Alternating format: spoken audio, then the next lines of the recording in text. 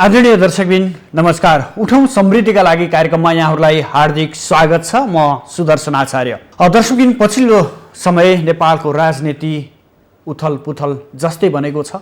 प्रधानमन्त्री केपी शर्मा ओलीले राष्ट्रपतिको सिफारिसमा जब प्रतिनिधि सभा विघटन गर्नुभयो र त्यसपछि विभिन्न घटनाक्रमहरू देखिरहेको छ। आगामी वैशाखको 17 र 27 गते आम निर्वाचनको घोषणा गरिएको छ र यो घोषणा गरिए सँगसँगै नेपाली राजनीति पनि अब कता जाने भन्ने कुराहरू उठिरहेको अवस्था छ। अर्को पक्षमा प्रतिनिधि सभा विघटनको विरुद्ध सर्वोच्च अदालतमा रिटहरू परेका छन् र रिटको सुनवाईहरू पनि चलिरहेको अवस्था छ। अब विघटन विरुद्ध परेका रिटहरू अदालतले सदर गर्ला या बदर गर्ला त्यो आफ्नो ठाउँमा छँदैछ।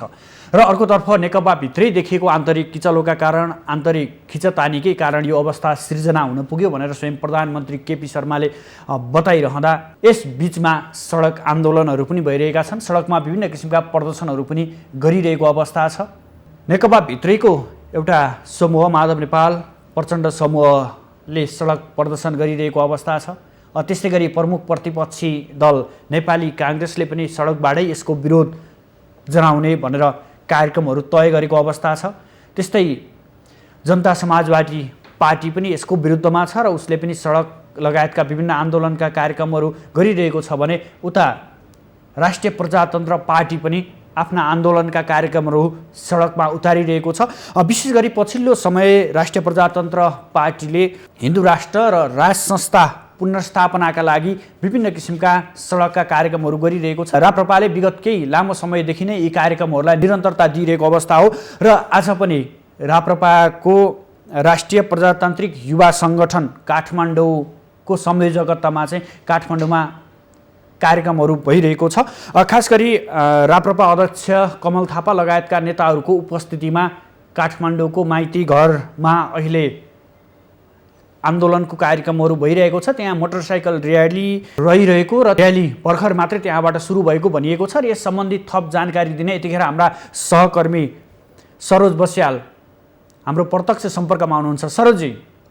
हजुर सुदर्शनजी। हजुर, यो राप्रपाले खास गरेर हिन्दू राष्ट्र र राज संस्था पुनर्स्थापनको लागि भनेर आन्दोलन गरिरहेको भन्ने कुराहरू आइरहँदा के छ त्यहाँ माइती घरको पछिल्लो माहौल के छ? कुन कुन नेताहरू त्यहाँ उपस्थित हुनुहुन्छ?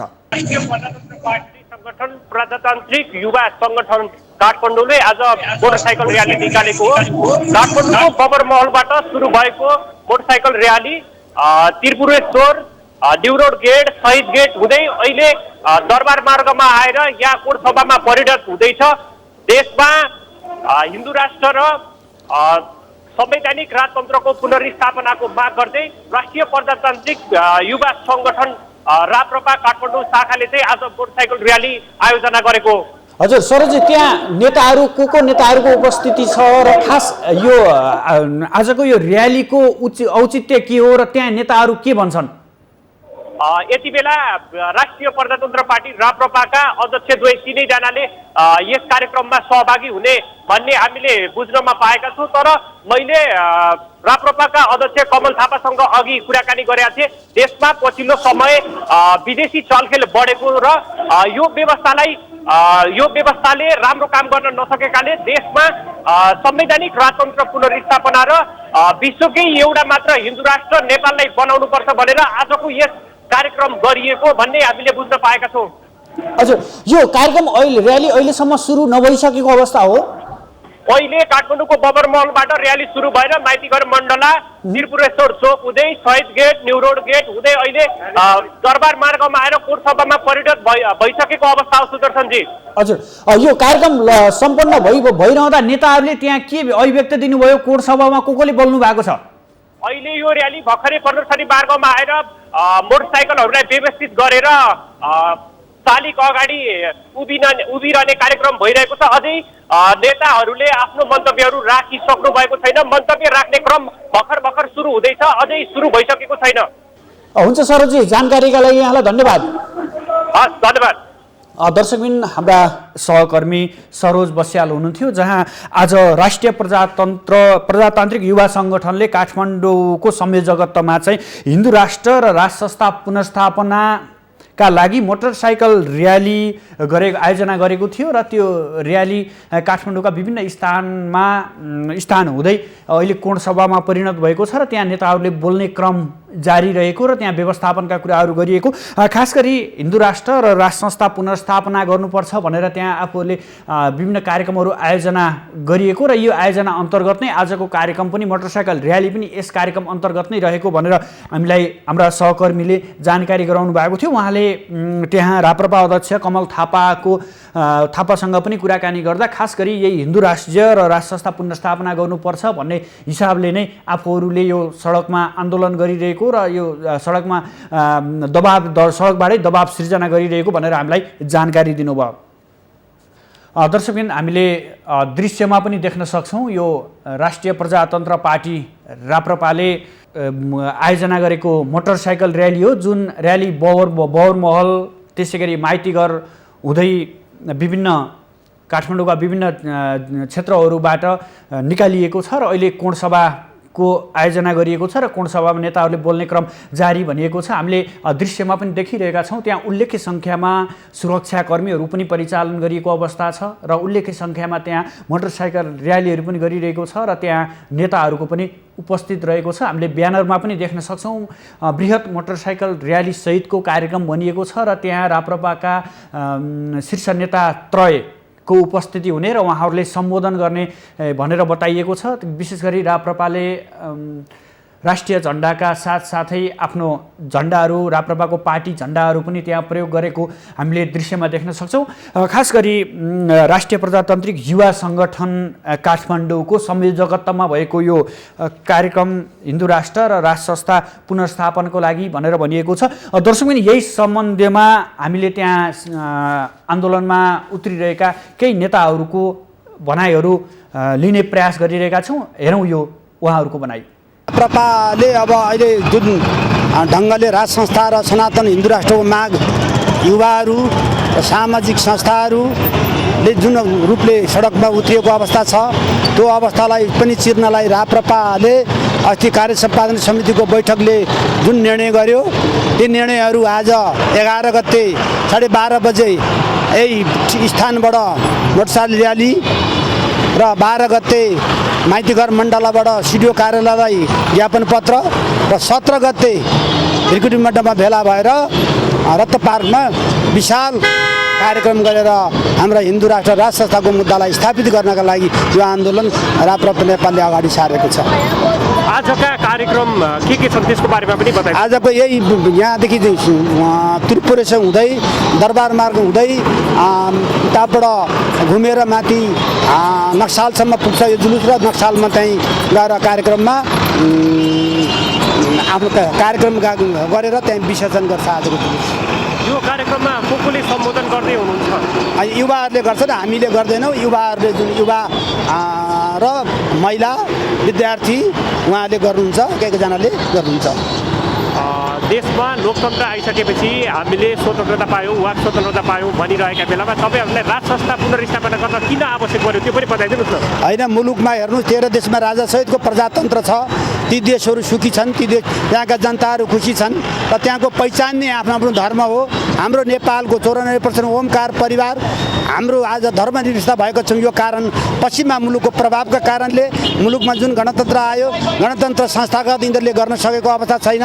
17,000 मान्छे मार्ने मराउने काम जुन गरियो आज त्यसले के परिणाम दियो त? आज यो धर्म संस्कृति रीतिरिवाजलाई बलियो बनाएर मुलुकको पहिचानसहितको राज संस्थालाई यथावत राखेर एउटा यो मुलुकलाई बनाउन सकिन्थ्यो। त्यो अवस्था यो दलहरूमा 14 वर्षको पिरियडमा कुनै पनि देखिएन र भ्रष्टाचार मात्रै देखियो र आफ्नो घराइसी झगडा मात्रै देखिएर अहिले कम्युनिस्टहरूको आफू आफूमा काटमार देखिएको अवस्थाले अब राज संस्था भएन भने यो मुलुकले निकास पाउन सक्दैन। त्यस्तै सनातन हिन्दू राष्ट्र हुन सकेन भने मुलुकले निकास पाउँदैन। जनताको अभिमतलाई हेर्दा राप्रपा सानो मतमा खुम्चिरहेको छ। राप्रपा सडकमा आएर राजा आऊ देश बचाऊ भन्दैमा राजा आउने आवाज देख्नुहुन्छ? होइन, अबको अवस्थामा जनता हुनु पर्यो। राजाको कुरा आएन। धेरै देशहरूमा राजालाई यसो पाखा लगाएथे पछि जनताहरूले नै राजालाई ल्याएर राख्ने काम गरे। अब जनताहरूले नै राजालाई ल्याएर राख्ने काम अब जनताहरूले गर्छन्। राजाको चाहनाले यो विशाल यो जुलुस र यो सडकमा उत्रिएको भिड होइन। अब जनताले चाहन्छन्, जनताले नै राख्छन् र राप्रपाको पनि यही एजेन्डा भएको र लिएर हिँडेको हुनाले सशक्त रूपले अब सडकमा आन्दोलित हुनलाई राप्रपा अगाडि सरेको छ र धेरै धार्मिक संस्थाहरू पनि छन्। त्यस्तै सनातन हिन्दू राष्ट्र, सनातन संस्कृति समाज नेपाल पनि अगाडि सरेको छ। उसले पनि आफ्ना एजेन्डाहरू लिएर सडकमा उत्रिसकेको अवस्था छ। हस्, यहाँको महत्त्वपूर्ण समयको लागि धन्यवाद। धन्यवाद।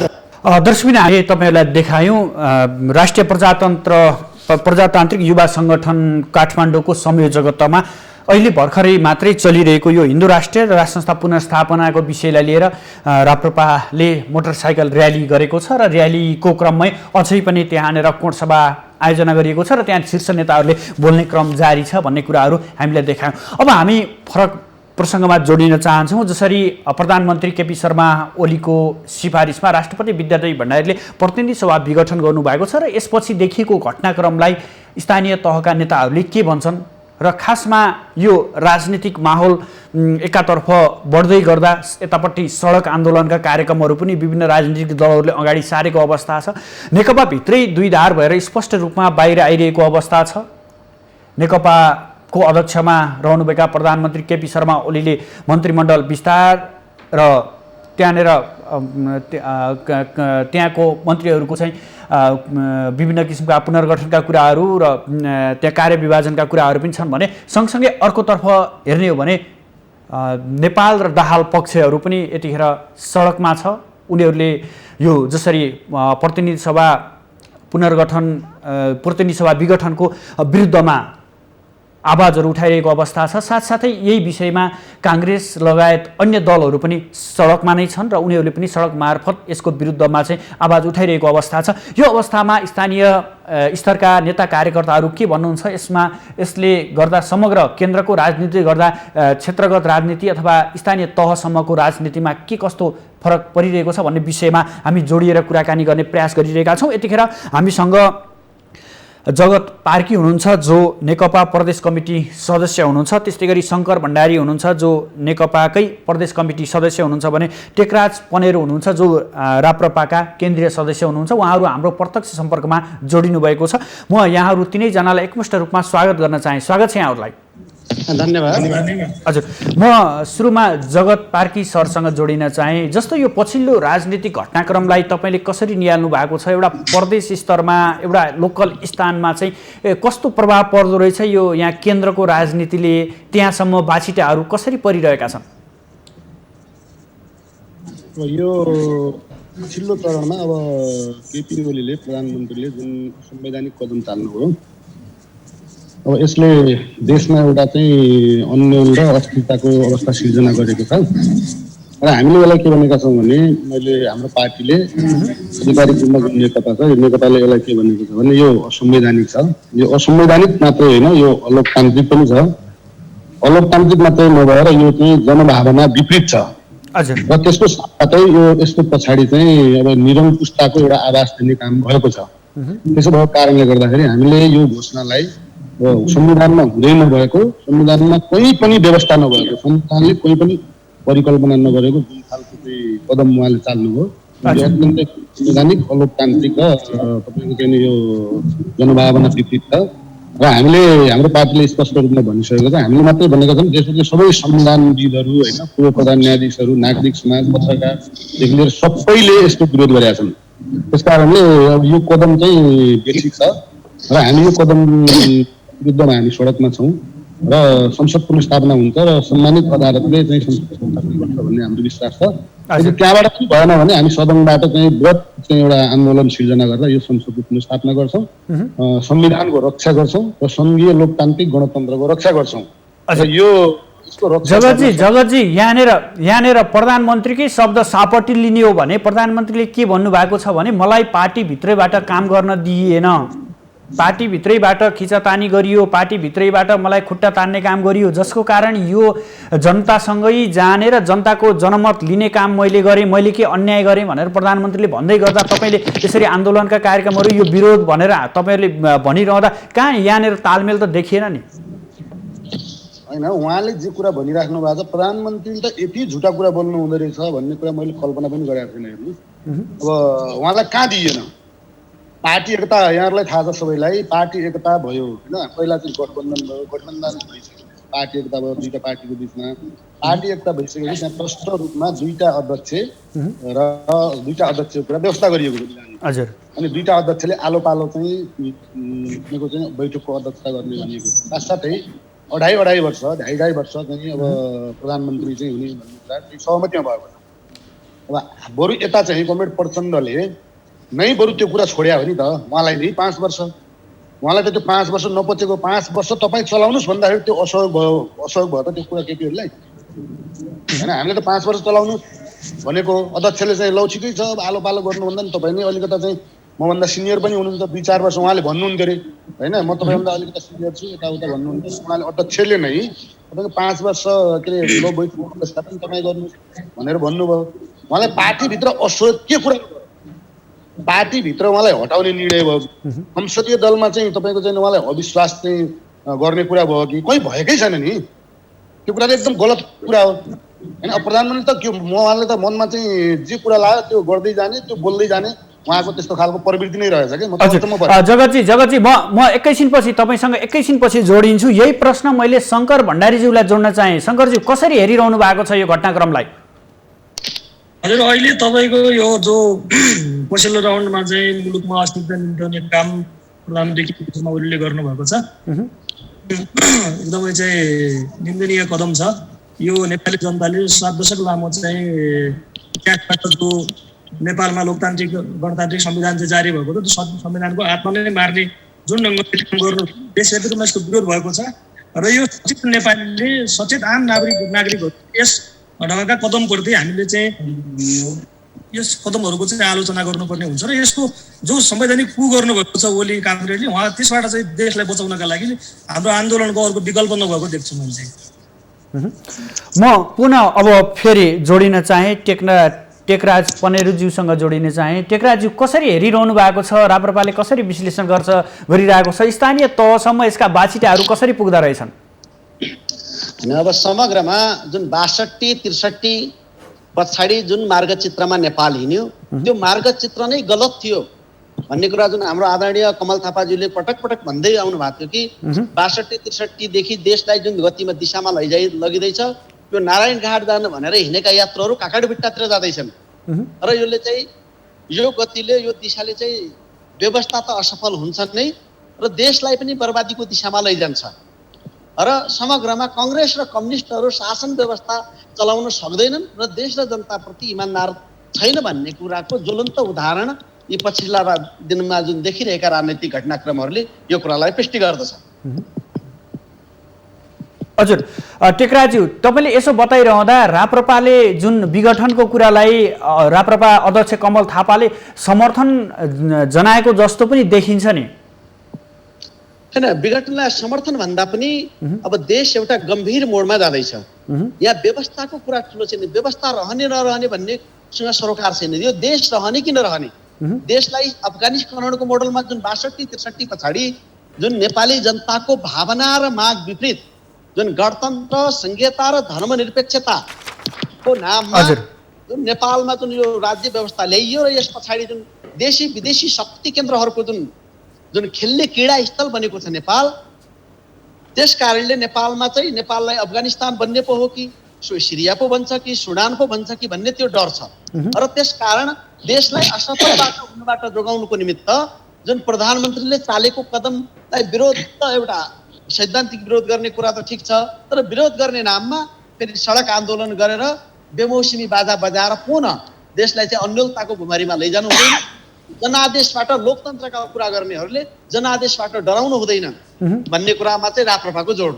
हजुर, म फेरि जगत सरसँग जोडिन चाहेँ। जगतज्यू, अब जसरी यो सङ्घीयतामा देखिएका कुराहरू कता कता प्रदेशमा पनि देखिन थाल्यो।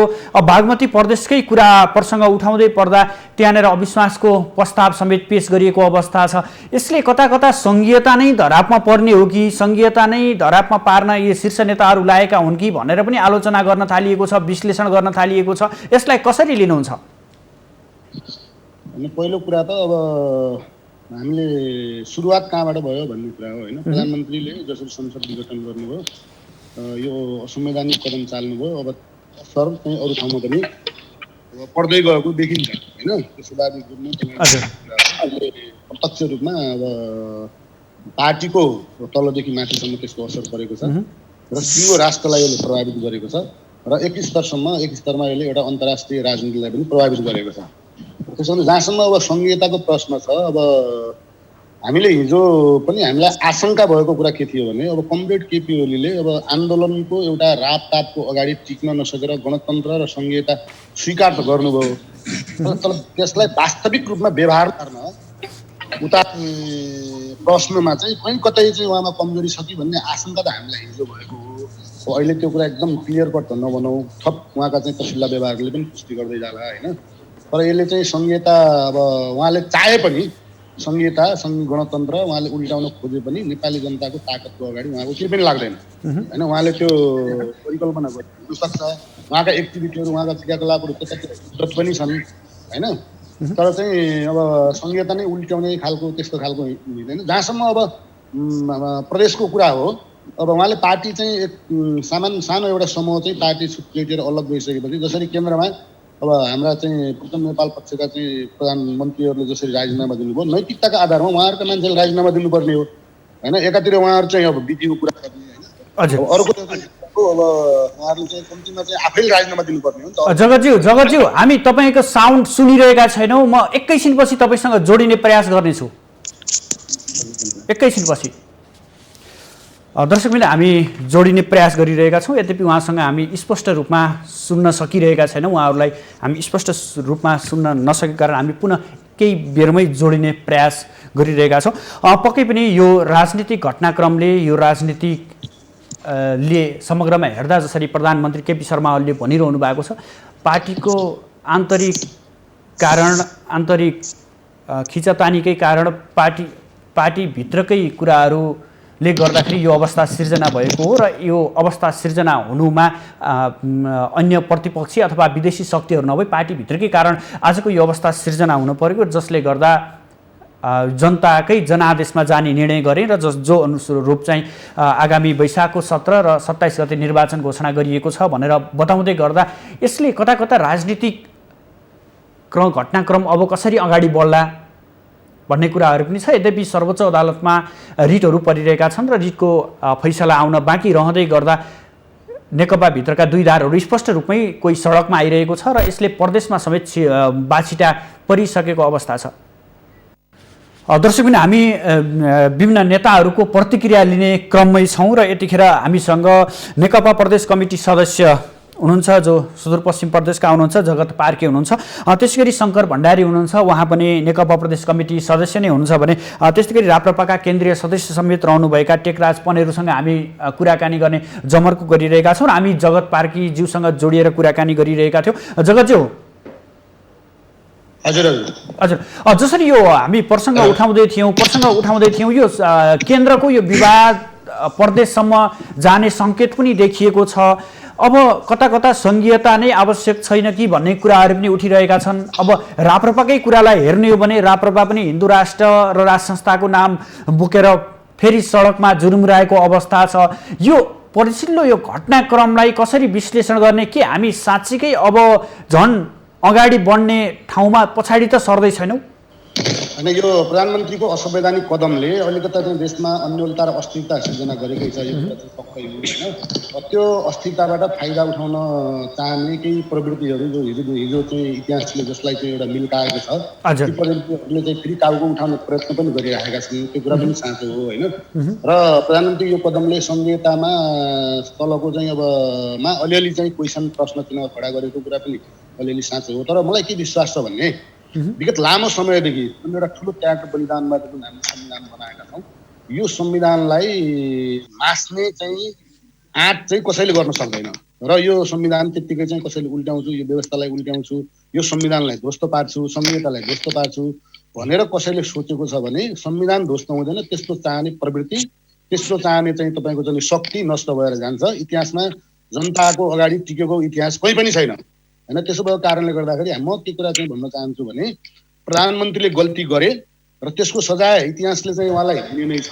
तर अहिले तत्काल चाहिँ हाम्रो कुरा के हो भने होइन, हाम्रो सम्मानित अदालतसँग र सम्पूर्ण हाम्रो पार्टीसँगको नेपाली जनसमुदायसँग के हो भने हामीले यो जुन संविधानमाथिको एउटा चाड भएको छ, संविधानलाई जसरी घाइते बनाइएको छ र यसको नाममा जसरी पुनरुत्थानवादी प्रतिगामी शक्तिहरू फेरि टाउको उठाउने जुन जमर्को गरिरहेका छन्, यो षड्यन्त्रलाई हामी एक ढिक्का भएर हामी यसलाई परास्त गर्छौँ, यसमा कुनै दुई मत छैन। सँग जोडिन चाहे शङ्करजी, अब यो अन्यलताका बीच निर्वाचनको मिति तय भइरहेको छ, के देख्नुहुन्छ यहाँले? निर्वाचन तोकिएकै समयमा होला अथवा यो अन्यलता थप बढेर लम्बिएर जाने छाँटकाँट देखिन्छ? यो सबभन्दा पहिलो कुरा त यो सुविधाजनक बहुमतलाई चाहिँ लत्याएर नयाँ खालको जनादेशको जो कुरा गरिरहनु भएको छ र पार्टीभित्रको आन्तरिक समस्यालाई समाधान गर्नुको साथै देशलाई नै भड्कालोमा हाल्ने जो अभ्यास गर्नुभएको छ प्रधानमन्त्रीज्यूले, यसबाट चाहिँ प्रधानमन्त्रीज्यूले चाहिँ तोकेको समयमा निर्वाचन गर्नुहुन्छ भन्ने नियत पनि चाहिँ आशंकाजनक नै छ। अनि त्यस पछाडि अहिले जो पछिल्लो पटक यो चाहिँ संविधानमाथिको जो हमला भएको छ, जो एउटा प्रतिगमनतिर चाहिँ देशलाई चाहिँ लैजान डोर्याउन खोजिएको छ, संविधानभन्दा माथि जसरी चाहिँ प्रधानमन्त्री ओलीले आफूलाई उभ्याउनु भएको छ, यो हिसाबले नेपालमा एक किसिमको निरङ्कुशता र एक किसिमको तानाशाही व्यवस्था लाद्ने गर्नुभएको छ। त्यहाँ आम जनताहरूले स्वीकार गर्न हुँदैन र यसको लागि चाहिँ सबै ठाउँबाट चाहिँ जो आन्दोलन देशभरिबाट जो भइरहेको छ, यसले चाहिँ देशलाई चाहिँ स्वाभाविक चाहिँ अगाडि बढ्नबाट केही बाध्यताहरू चाहिँ रहने जस्तो मैले ठानेको छु। र यसको प्रभाव चाहिँ स्थानीय स्तरमा सबैतिर चाहिँ अहिले तपाईँ देख्नुहुन्छ देशभित्रका देश बाहिरका संविधानविदहरूले अथवा कानुनविदहरूले यसको चाहिँ जुन ढङ्गले चाहिँ विरोध गरिरहनु भएको छ, यसबाट के देख्न सकिन्छ भने यो मुलुकमा जो केपी शर्मा ओलीज्यूले गर्नुभएको छ यो नितान्त गलत गर्नुभएको छ र यसको चाहिँ जिम्मेवार स्वयं उहाँ लगायत राष्ट्रपतिज्यूले जुन ढङ्गले चाहिँ पलभरमा यसलाई चाहिँ सही गरेर जनतामा लाद्ने थोपर्ने काम गर्नुभयो। यो जनताले चाहिँ आफ्नो सङ्घर्षबाट चाहिँ जन्माएको एउटा चाहिँ सङ्घीय लोकतान्त्रिक गणतन्त्र नेपाललाई चाहिँ हत्या गर्ने चाहिँ जो कदम गर्नुभएको छ, यसले चाहिँ यो निर्वाचन जनमत भन्ने कुराहरू भन्दा जनमतलाई चाहिँ अपमान गर्ने अवहेलना गर्ने काम जो केपी शर्मा ओलीज्यूले गर्नुभएको छ, यसले तपाईँको चाहिँ अबको निर्वाचनमा पनि त्यो चाहिँ भनेकै समय निर्वाचन भइहाल्ने अथवा त्यो दिशाबाट अगाडि बढेर सही ढङ्गले जनादेश आउने भन्ने कुरा रहँदैन एकातिर भने, अर्कोतिर खतरा के रहन्छ भने यो जसरी तपाईँको चाहिँ संविधानलाई लत्याएर केपी शर्मा ओलीज्यूले यसलाई विघटन गर्नुभयो, संसद विघटन, भोलि जो निर्वाचन हुन्छ र निर्वाचनबाट चाहिँ जो जनादेश आउँछ, जनअभिमतबाट जुन पार्टी पनि चाहिँ सरकारमा आउला अनि प्रधानमन्त्रीलाई सनक चढ्दिने बित्तिकै उहाँले पनि यसलाई चाहिँ विघटन गरिदिने कुरा गरिदिनु भयो भने यसले अस्थिरता चाहिँ ल्याउने, देशलाई उज्यालोतिर देशलाई प्रगतिशीलतातिर भन्दा पनि यसलाई चाहिँ प्रतिगमनतिर धकेलिएको महसुस भइरहेको छ। तपाईँले यो तर्क दिँदै गर्दा यहाँनिर के भनिएको छ भने पार्टी भित्रीबाट यो काम भइरहेको छ जसले गर्दा प्रधानमन्त्रीलाई काम गर्न दिइएन। तपाईँहरू जसरी दुई पक्ष एक थियो, पूर्व एमाले र पूर्व माओवादी केन्द्र एक हुँदै गर्दा त्यहाँनिर मन मिल्न सकेन, एउटा पार्टी मात्रै मिले जस्तो गर्यो, तल्लो तहका कार्यकर्ताहरूसँग अझै पनि त्यहाँनिर मिलिसकेको अवस्था थिएन। यो हुँदै गर्दा पार्टीभित्रबाटै विरोध किन प्रधानमन्त्रीलाई? जसरी जनादेश पाउनु भएको थियो त्यो जनादेश अनुसार त तपाईँहरूले काम गर्न सक्नु पर्थ्यो, प्रधानमन्त्रीलाई काम गर्न दिनु पर्थ्यो, किन अवरोध सिर्जना गरियो? प्रधानमन्त्रीलाई काम गर्न नदिएको भन्ने कुरा यो वायात हल्ला कुरा हो होइन। तपाईँको प्रधानमन्त्री यो एउटा जुन हाम्रो पार्टीबाट निर्वाचित प्रधानमन्त्री हुनुभयो, जनताले चाहिँ व्यापक जनमत नेकपालाई दियो। यो जनमत भनेको केपी ओली क्याबिनेटले जे चाहनुहुन्छ त्यही गर्नका लागि भनेर दिएको होइन। संविधानलाई लत्याएर संविधानलाई लल्कालेर चाहिँ गर्ने भन्ने कुरा उहाँलाई चाहिँ त्यो जनमत दिएको होइन। फेरि चाहिँ अहिले चाहिँ बजारमा सुन्ने गरिन्छ कतिपय चाहिँ यो चाहिँ केपी ओलीका समर्थकहरूले भन्ने गर्नुहुन्छ यो केपी ओली आएको जनमत हो, यताउति पनि कुरा गर्नुहुन्छ। यो कुनै एकजना मान्छे व्यक्तिको नाममा आएको जनमत भन्दा सिङ्गो नेकपा भित्रका दुई ठुला कम्युनिस्ट पार्टीहरूको गठबन्धनबाट जो निर्वाचन भएको थियो, यसले चाहिँ देशमा स्थिरता आउँछ, देशमा शान्ति आउँछ र देश चाहिँ विकासको गतिमा अगाडि बढ्छ भन्ने जनविश्वासका साथ यो नेकपालाई दिएको जो जनादेश थियो, त्यो जनादेशको विपक्षमा जब प्रधानमन्त्री हिँड्न थाल्नुभयो, जब उहाँले चाहिँ अदृश्य ढोकाबाट छिद्रहरूबाट झ्यालबाट चाहिँ जो कार्यक्रमहरू गर्न थाल्नुभयो, कार्यान्वयन गरेर त्यो दिशातिर उन्मुख हुनुभयो, त्यसका विपक्षमा पार्टीभित्र बहस उठ्नु, छलफल हुनु अनावश्यक कुरा होइन। पार्टीभित्र छलफल बहसको लागि चाहिँ माग गरेको बेला तपाईँले निरन्तर देखिरहनु भएको छ केपी शर्मा ओलीले निरन्तर बैठकमा उपस्थित हुँदैन, तपाईँहरू के गर्नुहुन्छ, म आउँदिनँ, तपाईँहरूलाई जे लाग्छ गर्नु, यो खालको एउटा चाहिँ तपाईँको चाहिँ तर्क प्रधानमन्त्री देशको चाहिँ अभिभावकत्व ग्रहण गरिरहेको व्यक्तिबाट यो तर्क स्वाभाविक पनि होइन। र यस्तै किसिमका जो कामहरू गर्नुभयो उहाँले चाहिँ पार्टीले मलाई काम गर्न दिएन भन्नुहुन्छ, पार्टीको बैठक बस्नुहुन्न, पार्टीको छलफलमा सहभागी हुनुहुन्न, पार्टी मैले सरकारलाई यसरी ह्यान्डलिङ गरिरहेको छु भन्ने कुरा चाहिँ गर्नुहुन्न। हाम्रो पार्टीले निर्वाचनको बेला जुन ढङ्गले चाहिँ जनता पत्र जारी गरेको थियो, जनजीविकाका सवालका कुराहरू छन्, हामीले चाहिँ अल्पकालीन मध्यकालीन दीर्घकालीन योजनाहरू जनतासँग पेश गरेका थियौँ र जुनलाई चाहिँ जनताले चाहिँ पत्याएर हामीलाई मतदान गरेका थिए, त्यो दिशातिर देश अगाडि बढेन भनेर पार्टीको नेताहरूले भन्दाखेरि उहाँलाई असह्य भन्ने हुन्छ। उहाँले चाहिँ के हो भने उहाँको मनोपोलीमा यसको भागीदारी त तपाईँहरूले पनि लिनुपर्छ। यसको भागीदारीमा त तपाईँहरू पनि हुनुहुन्छ। जनताले जनादेश त तपाईँहरूलाई दिएका हुन्, तपाईँहरूले मिलाउन सक्नु भएन त के गर्ने? हामीले तपाईँ एउटा कुरा के बुझ्नु पर्यो भने केपी शर्मा ओली यो पार्टीको अध्यक्ष हो, पार्टीको अध्यक्षको हैसियतले उहाँले सबै किसिमका मनोविज्ञानहरूलाई मिलाएर लैजानु पर्थ्यो। पार्टी एकताका कामहरू सकेका थिए, त्यो पार्टी एकताका कामहरूलाई सम्पन्न गर्नका लागि, त्यो कामहरूलाई चाहिँ पुरा गर्नका लागि उहाँले अग्रसर देखाउनु पर्ने हुन्थ्यो। ल तपाईँहरू गरेर देखाऊ भन्ने तपाईँले देख्नुभयो केपी शर्मा ओलीलाई बा भन्ने मान्छेहरूले, केपी शर्मा ओलीलाई चाहिँ समर्थन गर्ने मान्छेहरूले सडकमा जेसुकै बोल्दा पनि उहाँ कार्य गर्नुहुन्न, यो कुरालाई चाहिँ यस्ता कुराहरू चाहिँ ल्याउनुहुन्न भन्ने कुरा गर्नुहुन्न। पार्टीमा उहाँले चाहिँ असन्तुष्टिको बिउ त उहाँले रोपिरहनु भएको थियो निरन्तर पार्टी एकता हुँदाखेरि पनि। हामीले त उहाँलाई चाहिँ बचाउने जोगाउने, अझै तपाईँको हाम्रो चाहिँ पार्टीको अर्का अध्यक्ष पुष्पकमल दाहालले 5 वर्ष 2.5 वर्षको जो सरकार सञ्चालन गर्ने भन्ने पार्टी एकता हुँदाको बखतमा जो एउटा खालको एग्रिमेन्ट भएको थियो, त्यो एग्रिमेन्ट समेतलाई पनि उहाँले के भन्नुभयो भने 5 वर्ष केपी शर्मा ओलीले चलाउनुहुन्छ, स्थायित्व र स्थिरता हामी नेपालबाट हामी सन्देश दिन चाहन्छौँ र त्यसका लागि पार्टी एक ढिक्का भएर जानुपर्छ भन्ने कुरा। यस्तो खालको सुविधा सायद मलाई लाग्छ इतिहासमा कुनै प्रधानमन्त्री नेपालमा पाएको छैन। यस्तो सुविधा पाउँदा पाउँदै पनि जुन ढङ्गले तपाईँको चाहिँ अरू मान्छेहरूलाई आरोप थोपरेर जो कार्यक्रम गर्दै हुनुहुन्छ, पछिल्लो चोटिमा पनि तपाईँले देख्नुभयो भने संसद विघटन गर्नुभयो। संसद विघटन गरिसकेपछि पार्टीको बैठकमा अस्वस्थताका कारण आधा घण्टा बैठक बस्न नसक्ने, सचिवालयका 9 जना बस्न नसक्ने, उहाँ एकै दिन 4-4 5 मिटिङमा चाहिँ सहभागी हुनुहुन्छ। अनि यसले एकैछिन यो विषयमा म एकैछिनपछि जोडिन्छु। म टेकराजज्यूसँग जोडिन चाहे।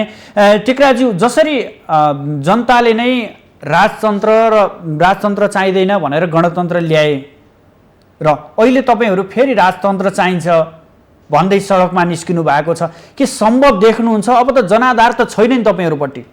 अब सम्भव राजनीतिमा पहिलो कुरा त असम्भव भन्ने केही पनि हुँदैन र पहिले हामीले बुझ्नुपर्ने कुरा के हो भने नेपालमा गणतन्त्रको पृष्ठभूमि र जड नेपाली जनताको तागतमा भएको हो वा कुनै अदृश्य बाह्य शक्तिको तागतमा भएको हो।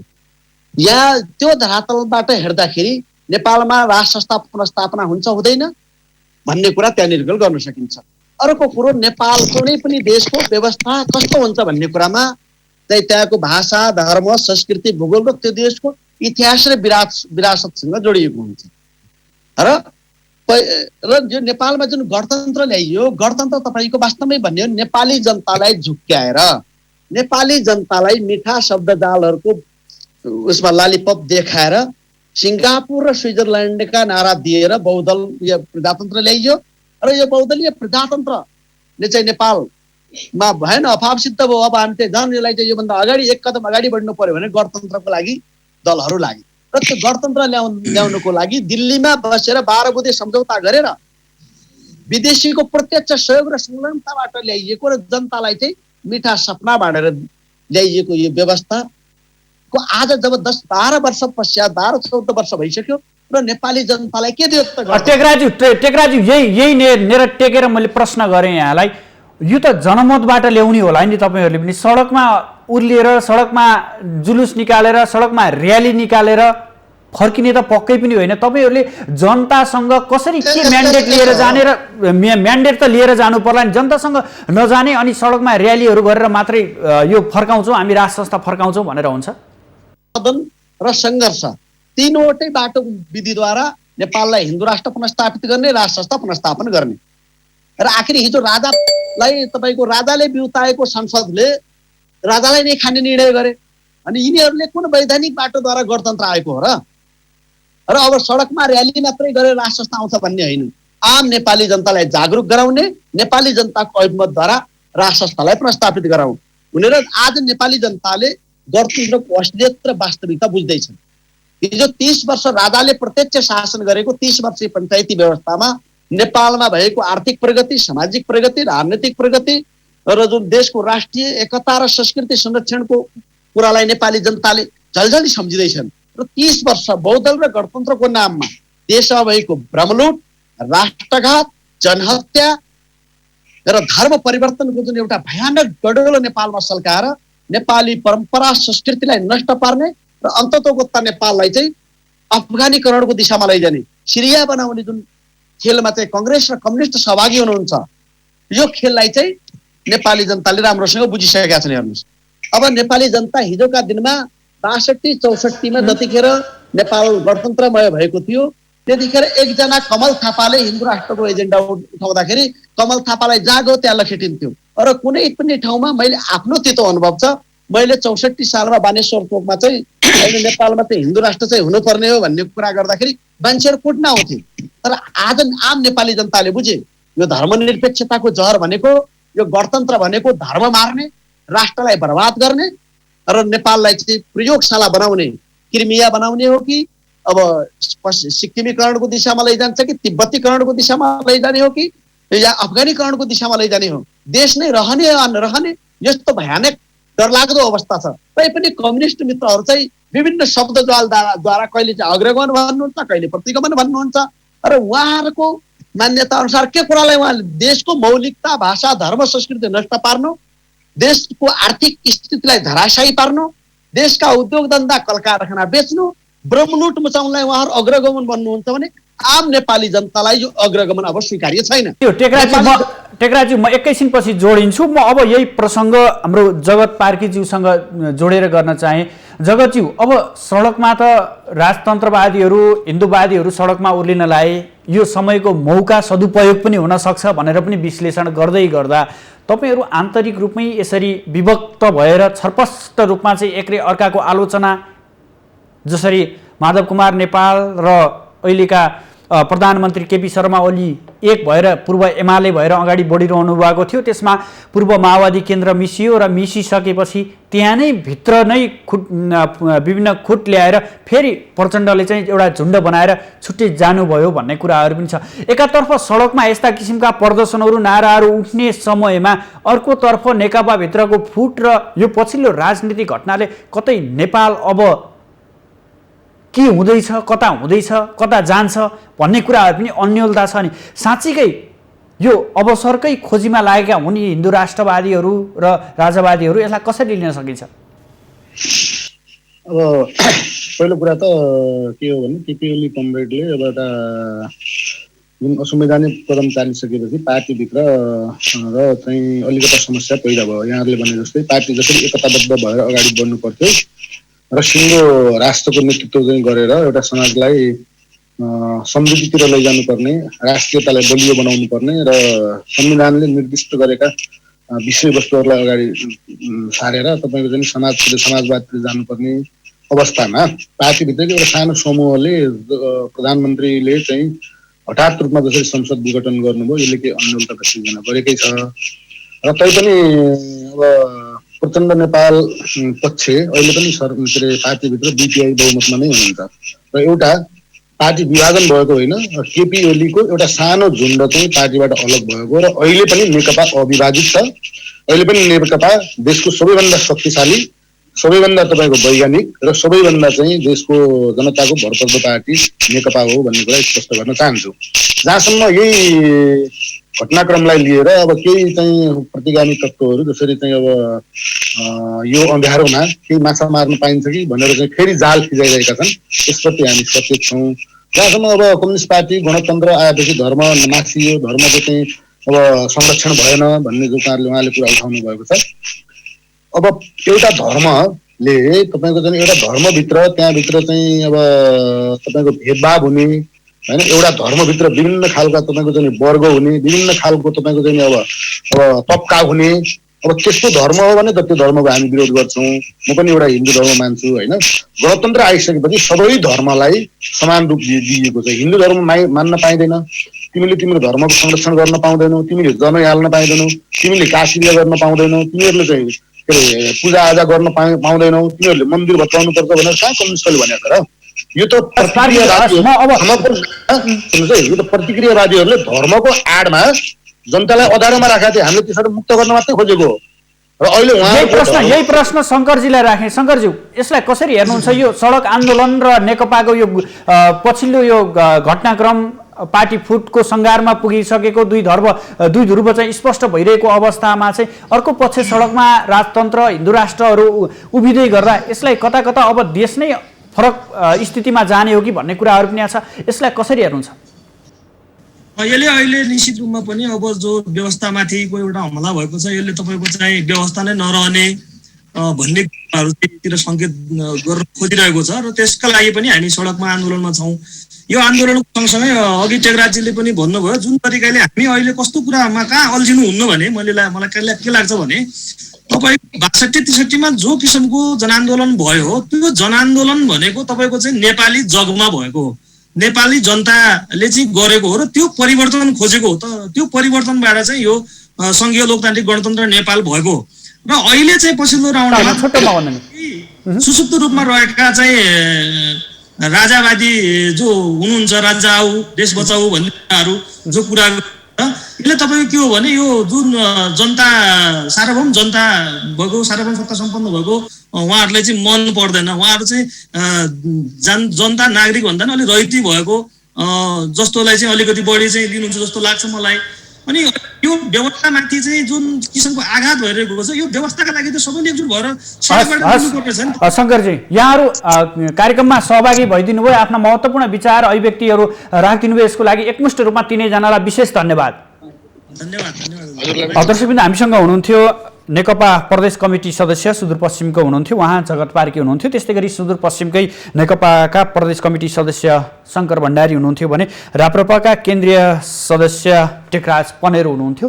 पछिल्लो यो राजनीतिक घटनाक्रमलाई स्थानीय नेता कार्यकर्ताहरूले कसरी नियालिरहेका छन् र राप्रपा सडकमा हिन्दू राष्ट्र र राज संस्थाको वकालत गरेर निस्किँदै गर्दा यसलाई पनि अन्य राजनीतिक दलहरूले कसरी लिएका छन् र स्वयं राप्रपाले यसलाई कसरी विश्लेषण गर्छ भन्ने विषयमा केन्द्रित रहेर आजको बहस सञ्चालन गर्यो। साथसाथै यो राप्रपाले सडकमा जसरी प्रदर्शन कार्यक्रमहरू अगाडि बढाइरहेको छ, यो प्रदर्शन के र केका लागि भन्ने विषयमा हामी प्रत्यक्ष रूपमा राप्रपाको प्रदर्शन कार्यस्थलबाट प्रत्यक्ष रूपमा यहाँहरूलाई जानकारी गराउने प्रयास गऱ्यौँ भने केही नेताका प्रतिक्रियाहरू समेत हामीले यहाँहरूलाई जानकारी गरायौँ। दर्शक, भोलि पुनः नयाँ विषयवस्तुका साथ उपस्थित हुनेछौँ। आजलाई भने बिदा दिनुहोस्। नमस्ते।